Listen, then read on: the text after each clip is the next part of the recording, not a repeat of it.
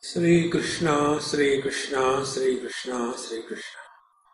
Gurur Brahma, Gurur Vishnu, Gurur Devo Maheshwaraha, Guru Sakshat Param Brahma, Tasmai Shri Gurave Namaha, Tasmai Shri Gurave Namaha. Stress is essential in life. Don't get rid of the stress. How? You all must have seen these musicians, when they are playing the music, let us say some instrument with the strings, like veena or santoor, any instrument. The string out of which the music is brought out, they must have an optimum tension. If those strings do not have optimum tension, music will not come out of it. I am using the word optimum tension. If they are like the strings which we use for drying our clothes, hanging, out of those hanging strings, no music comes out. In the same manner, if the strings are so intensely tightened that you touch it and it breaks, that is also not right. So, the instrument out of which we want to bring out the music must have an optimum tension. Right? Now the second thing. The person who is bringing out the music out of that instrument should not have any tension. How simple it is? It happened once in South Africa. You know, outside India you don't get too many players of tabla or harmonium. So the local people, Andho mein Kana Raja, whosoever knows little bit, he is accepted as the genius. So there was one doctor who was playing little bit of tabla. So when I went for the lecture, first of all they have organized some music. Swamiji, we have about half an hour bhajan kirtan and then we will have your talk. So as they have to suffer because of my talk, I have to suffer because of their music. Parasparam safarayantaha. So that person started singing on harmonium and all that. And this doctor started playing tabla. And he was so excited. And in that excitement, he was hitting that tabla so badly that the big one made a hole.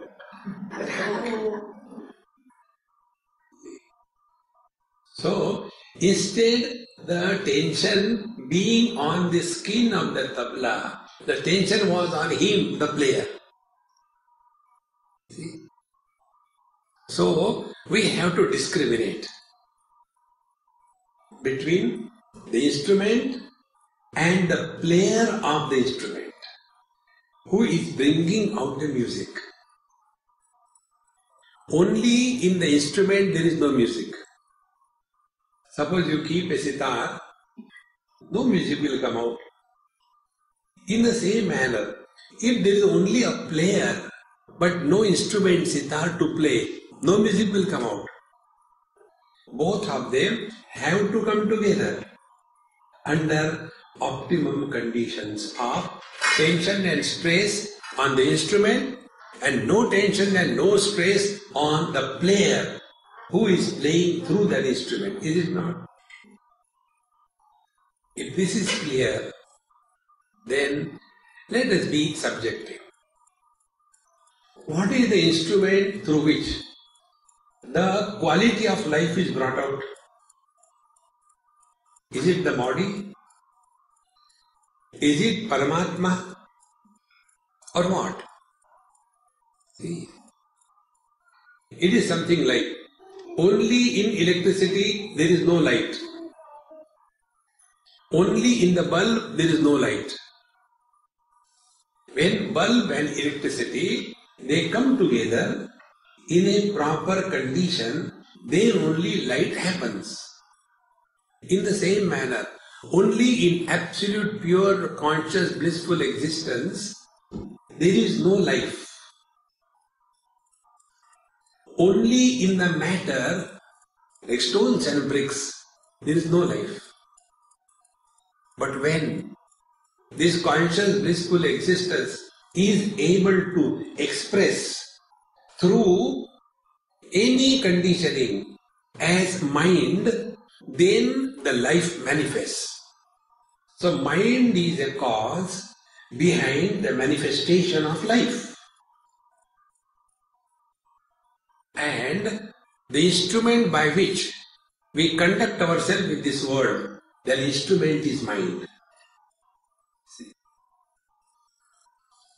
Like, I came yesterday and after coming I had a lovely breakfast. When I come to this Bethleham, I get the best food in USA. I am waiting here, not for the lecture, but for the food. So I had very sumptuous breakfast. And thereafter, I thought I will do some work. I got a lot of things pending on my laptop, book, editing. But where the mind became so drowsy and nothing, I couldn't even think properly. Then what do I do? Although I wanted, but the instrument was not available. Then I just pulled up the quilt and went to sleep. So, the instrument by which we conduct the business of life must be properly tuned and must have a proper optimum tension. So don't have the wrong notion. There should not be tension and stress in life. See, friend, that is why people when they are retired, they have no tension and no stress. Nowhere to go, nothing to do. And therefore they become lazy, they become indulgent, they become angry, they find faults about everybody. See, because there is no tension. So instead of a melody of music coming out of them, the tragedy of life comes out of them. See, friends, therefore we must accept this principle. We must have optimum tension in our mind. How important it is. Once one lady from USA, she came for one international conference. I don't know who is she, where is she now. And she heard 3-4 sessions. And afterwards she came, she said, Swamiji, I am writing book on mind, the Eastern Oriental approach to mind and the Western approach to mind. So now I am in a hurry. When I go to USA, I will call you and you tell me. I said, okay. I was happy I could get rid of her. Then she went to the USA. I was in India and she called me. Here this day, there is night 2 o'clock. See how the questions come. Swamiji, what are you doing at 2 o'clock? I said, I am playing cricket. See? There are many times we ask questions which have no meaning. Suppose you go in a movie and sit there, some of your friends comes in, hey, what are you doing here? In a movie theatre, what are you doing here? I have come to eat, popcorn. See, friends. So, she is called and then I say, look here, it is now midnight, I do not talk at night, that is my vratam. You call when here it is a day and yours is night. See my convenience, not your convenience. Then after 2-3 days she called and she said, so this is the book I want to write, can you give me the gist of the approach that you have? I said, I will tell you in one line, then you elaborate. In the Western approach to mind, they talk about the unhealthy conditions of mind as a primary concern. What are the anomalies in the functioning of the mind? In the Eastern approach, we talk about what are the possible potentialities which are dormant in every one of us. I said, now elaborate. See, if we want to bring out the best in us, we have to have tension. You must have seen, I don't know here, in India, the children never study. And when the examination date is declared, examination is from, say, 15th of March. They normally declare the date a month before. And then the students get very serious. Then no TV, no laptop, no internet, and they start studying because now the tension has come. I have to appear in the exam after 1 month. See, friends, if we do not have a particular time to go for our duty, nobody will reach on time. But when we know, if we don't go, 1 minute late means 1 day's casual leave. Immediately one finds out the way how to reach. Therefore, these tensions are extremely essential on the mind. Now the question is the tension creating stress or it is bringing out the dormant potentiality in us? Like many of you may be Tansen. Tansen means those who have got great music in them. Those who can give a tan, they are called a Tansen, good singers. Many of you may be appreciating music, classical music. They are called as Kansen. Very much appreciating the music. And I fall in the third category, insane. Neither I can sing, nor I can appreciate music. So when a insane like me, if he is given a properly tuned instrument, will I be able to bring out music out of it? No. I will be having stress. Because I am not relaxed.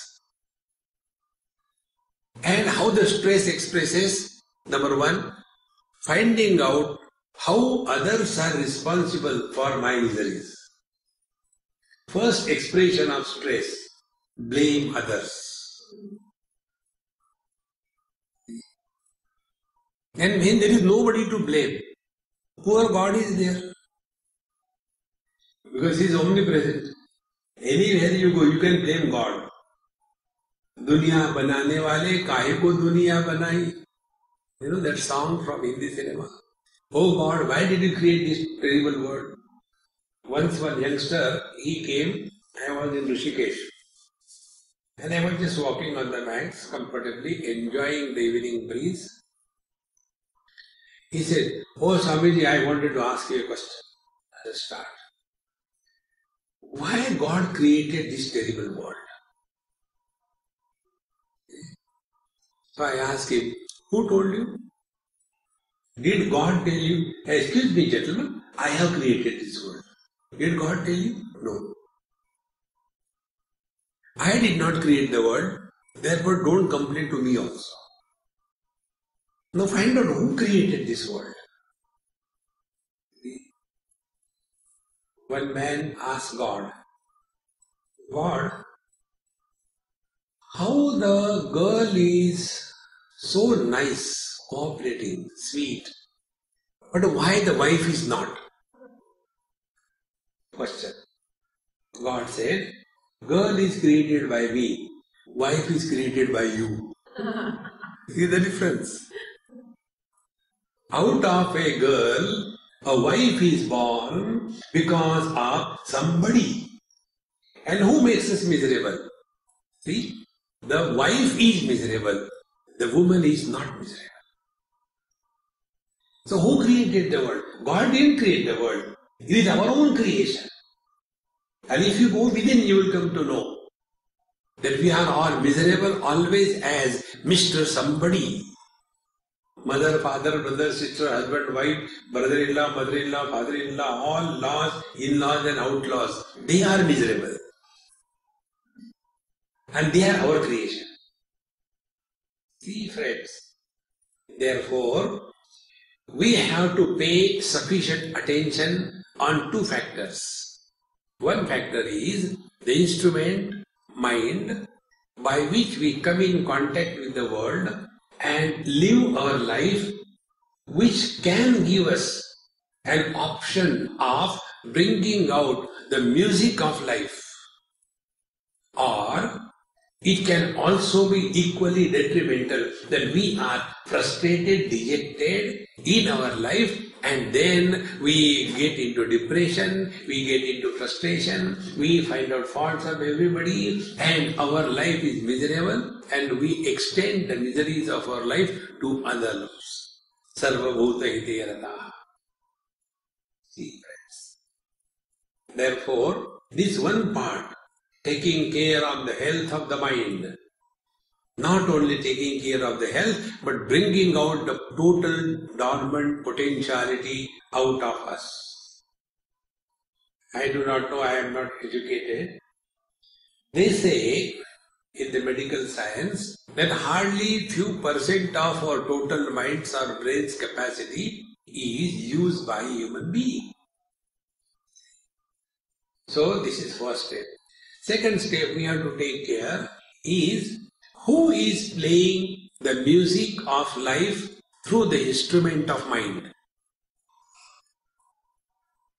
That body must not have stress.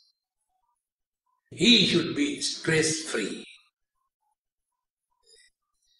Stress comes when we are not capable of doing something. It is something like this. One day, one lady in Mumbai, she told me, Swamiji, now I have learned driving. I have got a driving license. Wherever you have to go, you tell me, I'll come. And I happened to be in that area. Thank you, Mama. I happened to be in that area. So I said, Mama, I had to go to Bedi Bazaar and you said you are free, take me. So she came and sat in her car and she started driving. When we came halfway, Dadar, there was a very nice open parking space. So she parked the car there. I said, Mama, I don't have to go here, we have to go further. He said, no, Swamiji, you don't know, such a lovely parking place. So let me park. She parked the car. Now, get out. I said, why? We'll take a taxi and go. I said, then what for the car is? Swamiji, that place, I cannot reverse the car. And there you have to reverse the car in parallel parking, and that I cannot do. And therefore, I am stressed if I have to reverse the vehicle. See? The stress is always with the person, and the tension is always with the instrument. When these two things are perfectly balanced, optimum tension and no stress, this balance is brought out in our life through spiritual life. And the spiritual life is not directly, nobody can go to the medical college. You have to go through step by step. So there are 3 steps through which our spiritual journey begins. The first step is called as religion. The second step is called as philosophy. The third step is called as the spiritual life. See, friends. Now, let us take one example. I have, let us say, 4 children. This is the only example. So, I have 4 children. Now, somebody comes and I introduce him. See, this is my eldest son. He is pursuing his doctorate in nuclear physics. He is the second one. He is doing his graduate in economics. Oh, very good. The third one. He is in class 9. I don't know what he is going to do. And the small one is in KG 2 or 3. I don't know. So in this manner, when I introduce my children, do I anywhere mean that the first child is superior and the child who is in KG is inferior? No. We all have to go through that. See, friends, in the same manner, we all have to go through these 3 steps. First part is the religious life. And religious life is karma pradhan. It is basically karma oriented. Before we go further, let me define karma. Karma is not action. Action plus a sense of doership is equal to karma. There is karma phala. There is no kriya phala. Like your legal documents. The documents are there, properly prepared, but unless they are authenticated by a proper signature and notarized, they do not become a deed. Exactly the same way, action plus a sense of doership becomes a karma. So, religion is karma pradhan. In that karma pradhan, there are basic 2 things. One is the do's in life, second is the don'ts in life. Now these do's and don'ts, they are not meant for troubling us. This is what most of us understand. They are not meant for troubling us, but they are meant for making us responsible for our life. We have to be responsible for our life. This is the first step on the spiritual path. Normally what happens? We are all expert in blaming others for our miseries in life. If I am a husband, the cause of my misery is my wife. If I am a wife, the cause of my misery is my husband. If I am a father, the cause of my misery is my kids. In short, we are constantly focusing attention away from ourselves. Now such a person who thinks that I am miserable because of my wife, what will be his approach to life? Try to improve the wife. An impossible undertaking. Where Bhagwan Ram failed, will Jagjivan Ram be able to do that? And this is how we become frustrated. Therefore, the religious life is not meant for focusing outside, not extroverted. But when we do anything outside, where is our attention? That has to be noticed. There are 3 possibilities. Like I am giving you a talk. Now where is my attention? If my attention is on you, that you will change, you will improve because of my lecture, what will be the result I will get? Frustration, depression, dejection. Because you will not change. When God has failed to change me, then me, the unchanged, can change others. And this is how most of the people, they become frustrated in life when they get into the social work. They want to change the world. See, many years before, the time I was pretty young, I happened to be in some my host place in Calcutta. And there was another elderly man. That time I was in 20s and the man, other whom I am talking about, he was in his late 70s. So I called him, Papa, how are you on that? Then he asked me, what do you do? I said, I talk on Gita. He said, do you think that your talk is going to help people? I said, no, I don't think. Then why do you talk? I said, because of my food requirement. If I don't talk, who will give me food? So I have to talk. You don't expect that people should change. I said, no, because I am not changing myself. How can people change? He said, you are very peculiar. I said, a manufacturing defect. I am like that. Then, out of courtesy, I have to ask. I'll tell you one simple technique.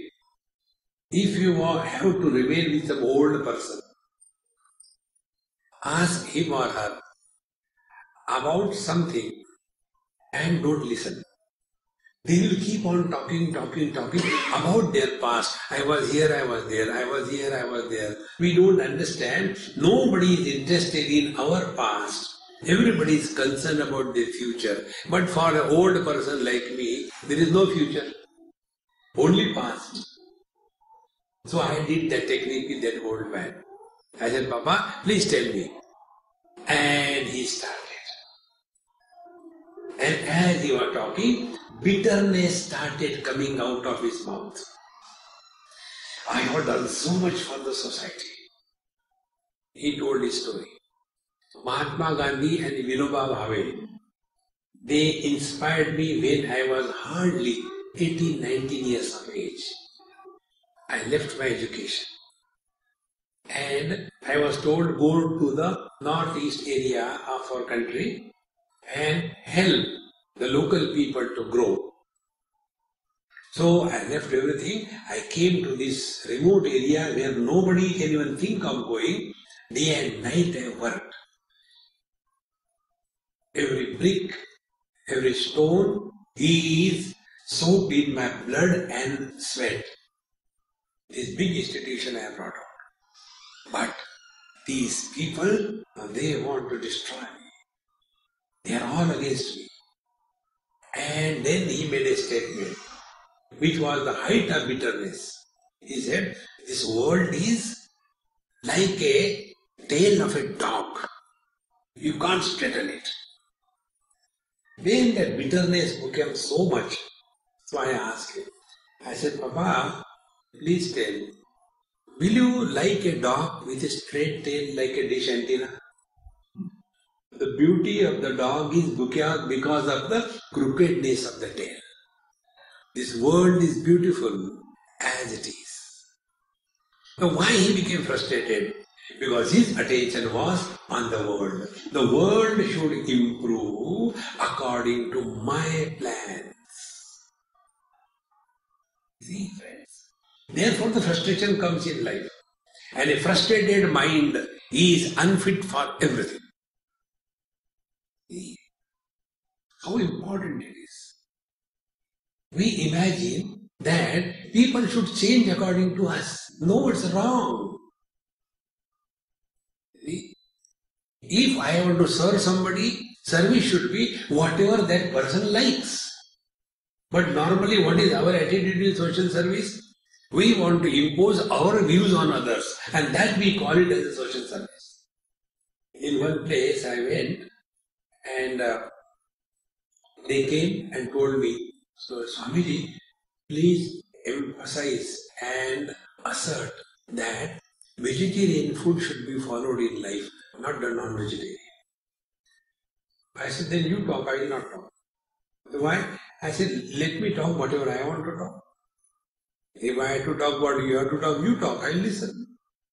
He said, okay. And then I took that topic. I said, look here, what right I have on the food habits of others to comment upon? I have no right. Am I employed as the general manager of the whole world? What the people should eat or they should not eat? See, friends. So, for a person who is obsessed with vegetarianism, for him, social services, everybody should eat vegetarian. Grow the wheat grass in your backyard, be on your four legs, early morning. Eat raw food. Raw food is meant for those animals which has got 4 stomachs. We have got only 1 stomach. Human beings are supposed to eat the boiled food. No, everybody should take the naturopathy. See, friends, this is what we call a social service because our attention is on the world. This is not religious life. Then, where could be the attention?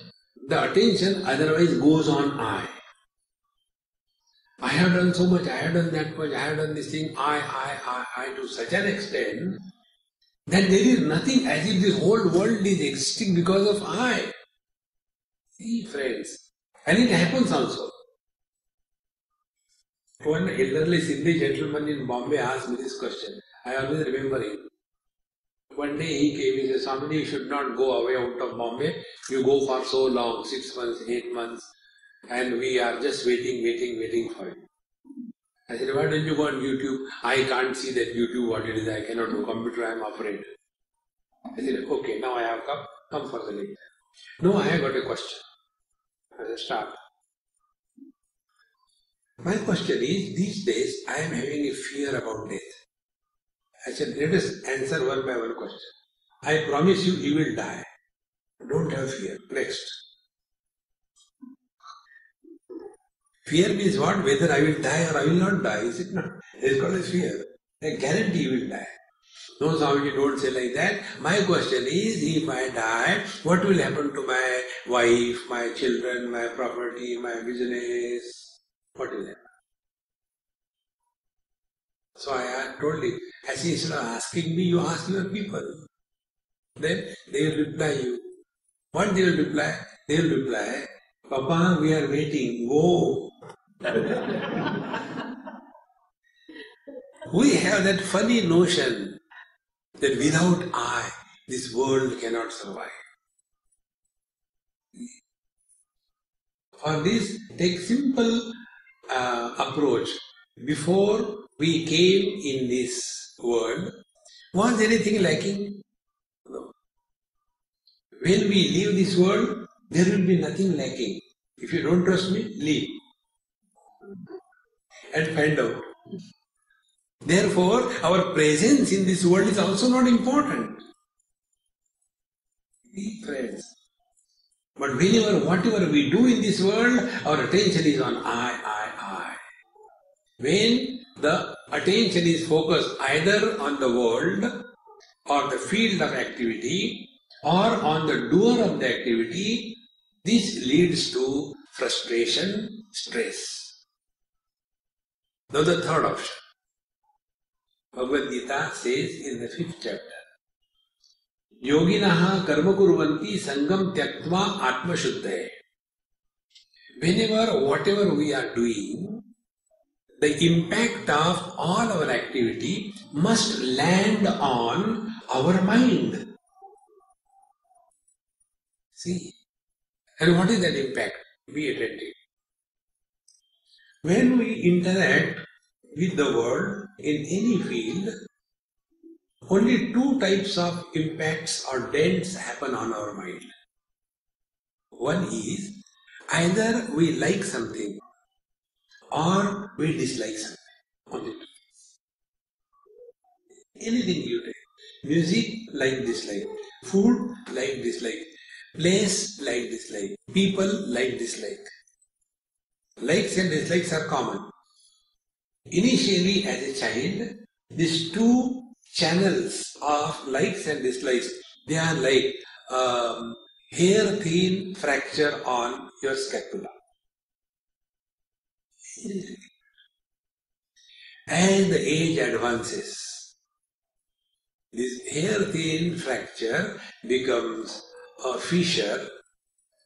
As the age still advances, it becomes a valley, Lehigh Valley.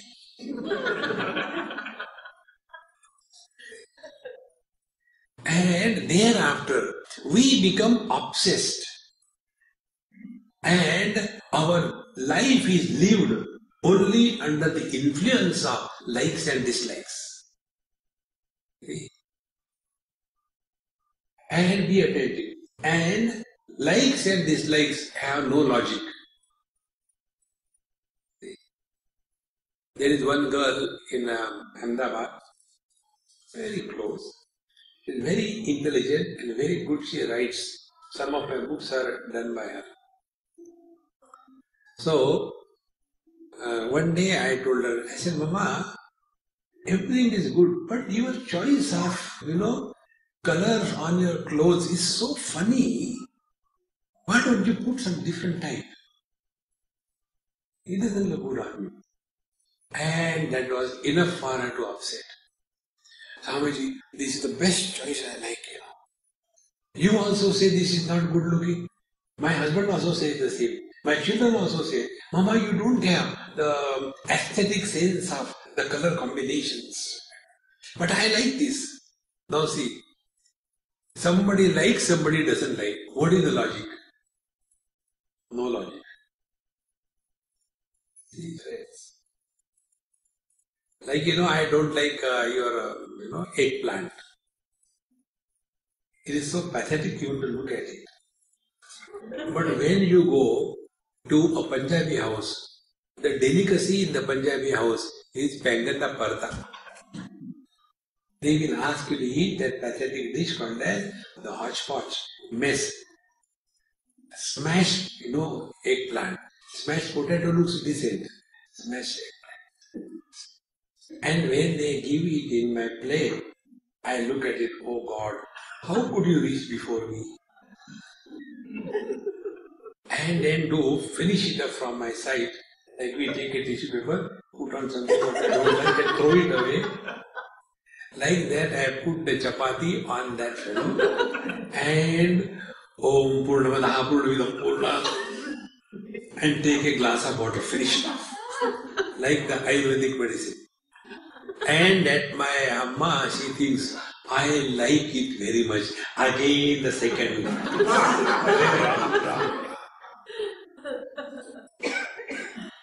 Now see, one person likes it very much. The other doesn't like. Then you ask me why I don't like, I have no reason. I don't like. The other person likes, how do you like? Oh, there is nothing better than that. He also has no reason. So the bottom line is, our likes and dislikes have neither reason nor logic, no nothing. And our whole life is guided by what? Likes and dislikes. See, friends. And the more we support our own likes and dislikes, the deeper the valleys become. Therefore, religious life, the first KG lesson of our life is, the first thing is that we should live our life in such a manner that the personal likes and dislikes should be erased.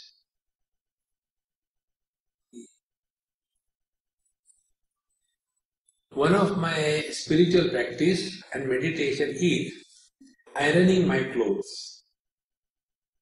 That is my special practice. I was in New Jersey, that my host Amma, he did everything, dried and everything, piled up and gave, Swamiji, your lungi and shirt I can't do as you do, so I am leaving it for you. The rest of the things she did and piled up. So, there are two types of wrinkles on the cloth. One type of wrinkles are when you take out the cloth from the dryer, they are all disorganized hodgepodge wrinkles. That time the cloth doesn't look good. Most of the people in this country, I have seen, directly from the dryer and on their body. Hardly anybody irons them because they are very simple people. Or lazy, I don't know. Now, when you put the iron box, all the wrinkles are removed. Where do they go?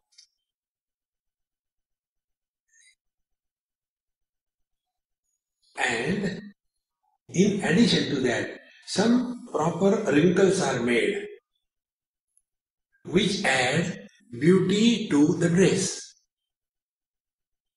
Both are wrinkles. One type of wrinkles which come after the drying the cloth from the dryer, they are like our likes and dislikes.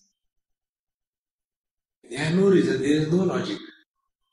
If you dry the same cloth, wash and dry the same cloth 5 times, every time there will be a different pattern of the wrinkles. But when we put the iron and make it properly, there is a proper, systematic, balanced and symmetrical wrinkle pattern on the cloth. If this is understood in the same manner, who is guiding our life? Are the wrinkles of likes and dislikes which have no stability. They keep on changing. Even our likes and dislikes don't remain the same. If you look into your life, during childhood, we like the different types of toys.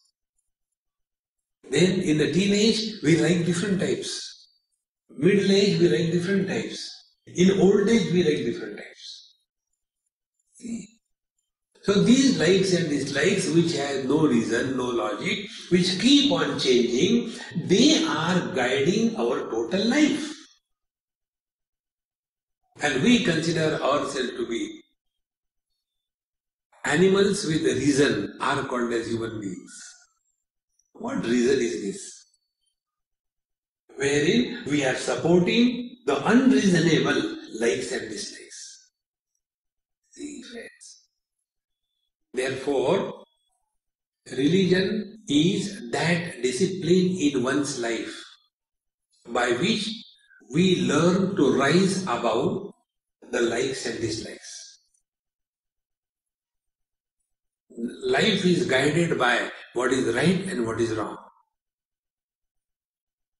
Right must be done, wrong must not be done. Now who will decide what is right and wrong? If we have to decide what is right and wrong, we can all justify all our wrong things as right. See, this is the intellect faculty God has given us, which can really destroy us. See, in Gita, in the 18th chapter, Bhagavan Krishna says, Adharmam dharma iti ya manyate tamasa vrata sarvarthan viparitasya buddhisa partha tamasi. Initially, if just to give an example, if somebody is raided by the income tax department in somebody's house, it was considered as a bad thing in a society. As the time changed, if you have to get your daughter married into somebody else's house, now the inquiry is, how many raids you had? We had 7 raids. No, then you are below our standard. We had 17 raids. So adharma has become dharma. See, friends, the wrong is justified as the right way. Now these things you apply in your life. In our school, what we have learned, KG1, KG2, early to bed and early to rise is the way to be healthy, wealthy and wise. When we go to bed, late night continue. And what we continue? Seeing all horrible things. As many people who are obsessed with the health, they tell, Swami, you should not take food too late. You take after your lecture, it becomes sometime 9 o'clock, 10 o'clock. There should be actually, you should take food at least 3 hours before you go to sleep. So how much care about the health? But before going to sleep, what kind of food we are giving to the mind? Horrors of Dracula. And with that, you go to sleep. Will Bhagavan Krishna come there? Only Dracula comes. See, friends, as taking care of the physical food is a cultured lifestyle, in the same manner, giving the cultured thoughts before you get into sleep is essential. See, friends. So if we really want to create a mind which is optimum for bringing out a stress-free life, what is required is this part of our life called as religion should be sincerely practiced. Now to summarize the whole religious practices in one shlok, Bhagavan Sri Krishna gives in the second chapter of Gita, where he says 4 principles of religious life. Number 1, karmanyevadhikaraste. Number 2, ma phaleshu kadachana. Number 3, ma karma phala heturubhuhu. Number 4, ma te sangaha astu akarmani. First principle. We have right only to do our obligatory duties best. We are not talking about our rights. Our duty is first.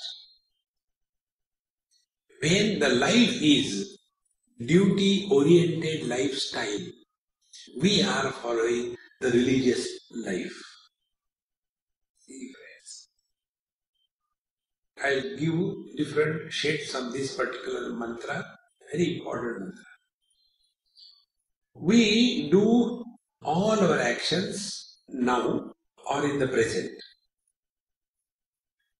And if we imagine, after I do this job, I will get such and such defined result in the future period of time, and then I will become happy because I have done a good job, the good result has come, then I will become happy. What I am unknowingly doing is I am postponing my happiness in the future period of time.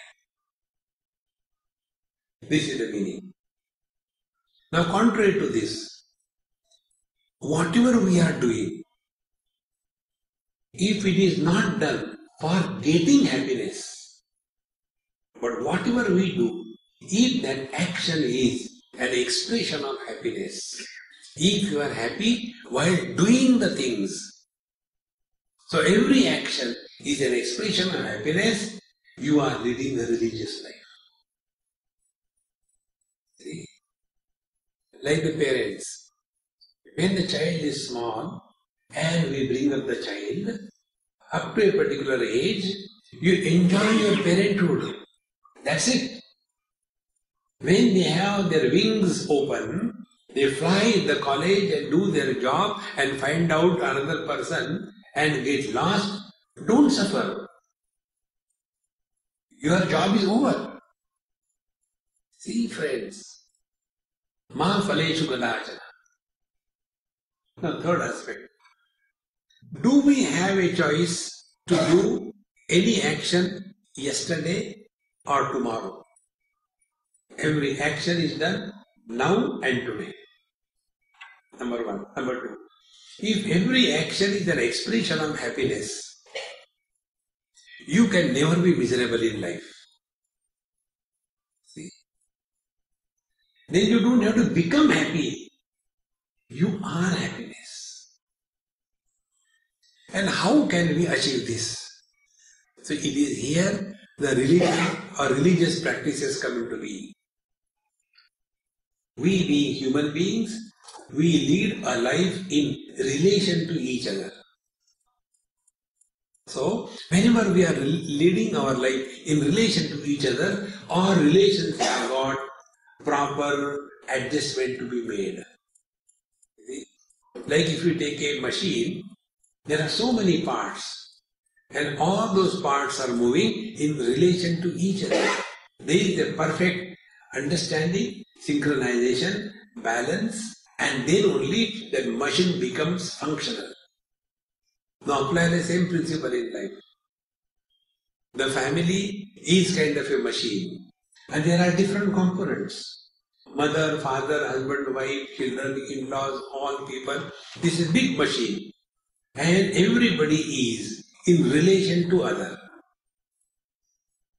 So what could be done? Every part must perform its activities perfectly well as required, not as we like. See, friends, whatever we are supposed to do must be done, whether we like or we don't like. See? Therefore, who is now prompting our activities of life? Not the likes and dislikes, but what is ought to be done must be done. What is not to be done should not be done. This becomes the religious life. Now, next aspect of the same mantra. When I talk about my rights and you talk about your rights, both of us will be miserable. Because I am keeping the key of my happiness in your pocket and vice versa. On the contrary, if I understand, I do my duty sincerely well.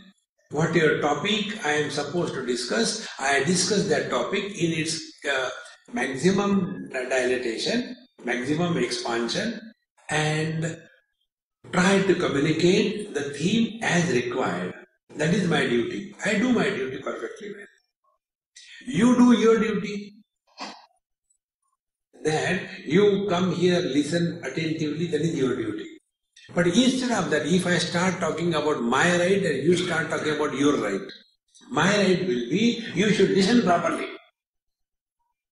And that is not in my hand. Then present, I will be frustrated.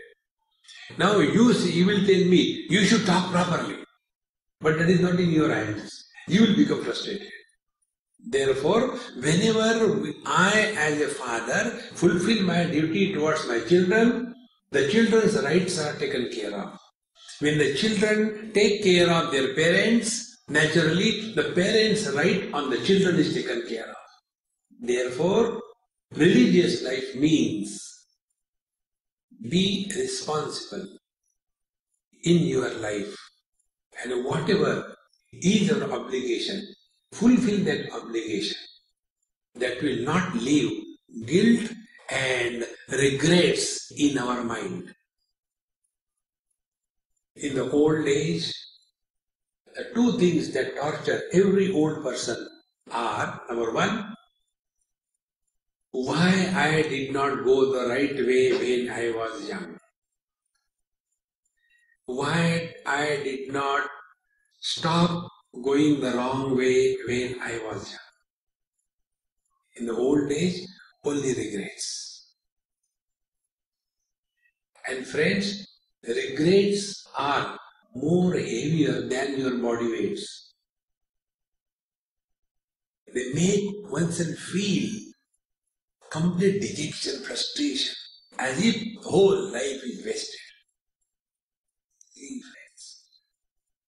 But then nothing can be done, it is too late. Therefore, religious life gives us the do's and don'ts. What I should do or what I should not do, I cannot decide. See? Like, suppose I was appointed somewhere. I got an appointment order. With an appointment order, I went to the office, let's say, of the Vice Chancellor. Sir, I got the appointment. What is my duty? He said, it is written on your appointment letter. I said, no, that is blank. Oh, it's blank, show me. Oh, I think the clerk has made a mistake. And then he calls. Such and such gentleman has come, and his appointment order doesn't have the position to which he is appointed. Find out. And he finds it, oh, he is appointed as a night watchman. Now, if I am a night watchman, what is my duty? Very clear. In the same manner, if I am a husband, what is my duty? If I am a wife, what is my duty? If I am a father, what is my duty? If I am a friend, what is my duty? See, as regards duties are concerned, we have no doubt. Where the problem comes is, we forget our position in life at a given period of time. What religion does is reminds us, this is your position at this moment in your life. And thus our life, because now it is guided by the religious principles, the personal likes and dislikes will be removed. Therefore, friends, this is the first thing that religious tells us. In Bhagavad Gita, you all have read it. So many things were told. Yoga, Karma Yoga, path of devotion, knowledge, so many things. None of them Arjuna practiced on the battlefield. Bhagavad Gita must have been communicated to Arjuna maybe within a few moments. And all the big principles given in Bhagavad Gita, none of them Arjuna practiced on the battlefield. Then what is the result? Number one, the situation of war did not change. War took place. Then what changed? It is Arjuna's identity crisis that changed. Because he was having this crisis. Whether I am a warrior, or I am a brother, or I am a brother-in-law, or I am a grandson, or I am a disciple to Dronacharya, who am I? In the same manner, whenever we go wrong, that moment we have this identity crisis as to who am I at the given time. See, friends. So to remind us our correct identity is the principles of religion. And this religious principle which I am talking about, I am not talking about any particular religion. See? These are simple laws of life. And if we have brought out the children in this world, it is our responsibility to take care of them. But when we are concerned about our personal likes and dislikes, then we discard the kids and then imagine we are living a spiritual life. You cannot. Mind has to be perfect and pure. And the purity of mind is defined in different ways. One way of defining the purity of the mind is that the mind carries minimum likes and dislikes and their influence. Now here one important point I will tell you. We cannot have a mind which doesn't have any likes and dislikes. We cannot. Like I give you example. I don't like that eggplant. I can't avoid it. I just can't like it. Now what is to be done? This is replied by Bhagavan Krishna in Bhagavad Gita, 3rd chapter. Indriyasya indriyasyarthe ragadvesho vyavasthito tayoho vasham na agachet tau yasya paripantina. It is natural. Some people like something, some people don't like something. That liking and disliking is not a problem. The problem is when we are influenced by the likes and the dislikes, then it is a problem. Then how do we rise above the likes and dislikes? Because we have to do something, we have to do. There is no question whether you like or you don't like. Because it is our duty. See, friends, in this manner, when life becomes duty-oriented, the duty towards whom is the next question. First duty is towards the parents. We have to take care of the parents in life. It's the foremost duty. The second duty is towards our contemporaries, our society where we live. Duty towards the society. And third, duty towards our spiritual evolution. Uddare atmanatmanam natmanam avasadaye atmaiva atmano bandhu atmaiva ripuratmanaha. That is our duty. See, friends, as regards human body is concerned, we have attained perfection at the body level. If you see the various kinds of life, plants, they are stable, eat from below, grow upwards. Animals, they are horizontals, tiryak. They eat from the front, grow backward. Human beings eat from above, grow downward.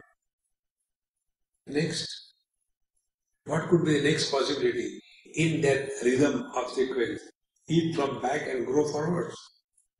Think. So as regards human body is concerned, we have attained perfection. Hereafter, evolution could be only spiritual. The only purpose of human life is to evolve spiritually.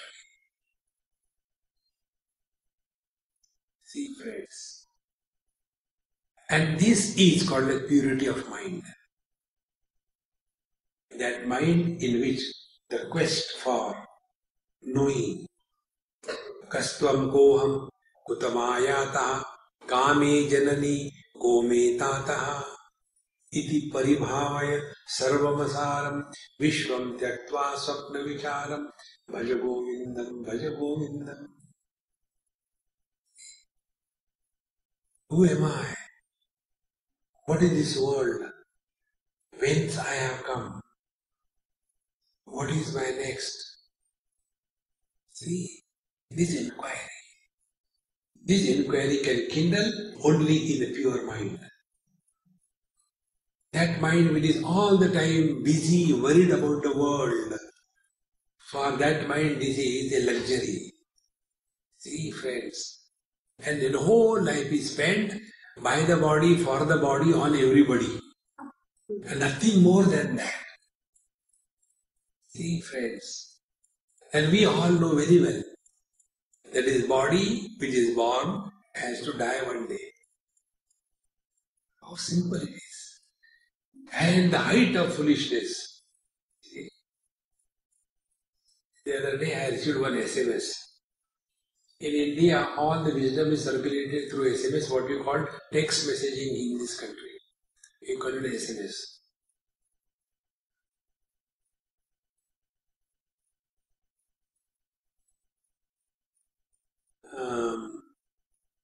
One girl, she wrote me, Swamiji, what is the meaning of SMS? When these children write, there is some, hitch in there. So I wrote, I don't know. He wrote, you don't know, it's so simple.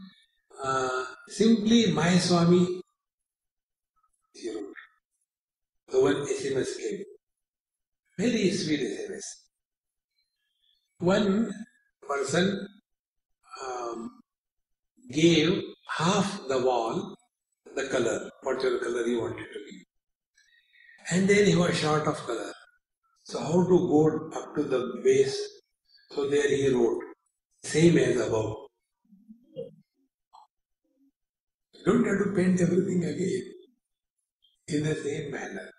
When we are living in this world, let us live so cheerfully and happily. Whatever has to be done is done. Relax. There are two things. One is, how is your hunger? And second is, how is your sleep? If your hunger and sleep is good, then understand your health is okay. Now that healthy body and mind may be applied for religious practices. And the religious practice will be leading to the purity of the mind. And purity of the mind is, we inquire. See? Be attentive. Like I told you, two types of wrinkles on the cloth, hodgepodge and properly placed in the same manner. Thoughts are of two types. One type of thoughts are called as vikara. They are reactions of the mind. Second is called as vichara, that is contemplation.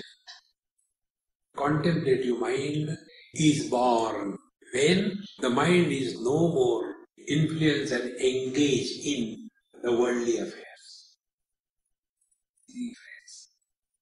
Then only this inquiry comes. Such a mind is quiet. Such a mind is vigilant. Such a mind is alert. So religious practices are the understanding of do's and don'ts, coming out of the influence of likes and dislikes, and making the mind available for the next step so that the stress of our life is gone for good.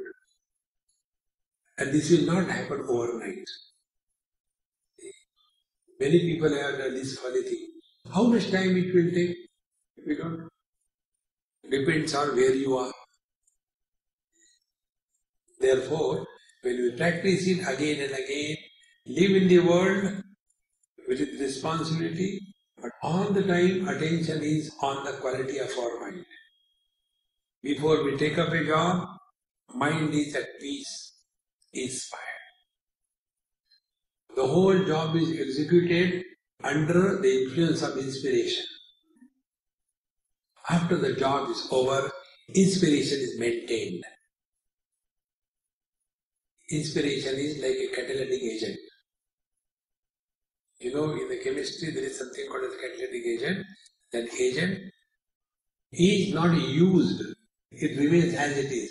Only speeds up the process.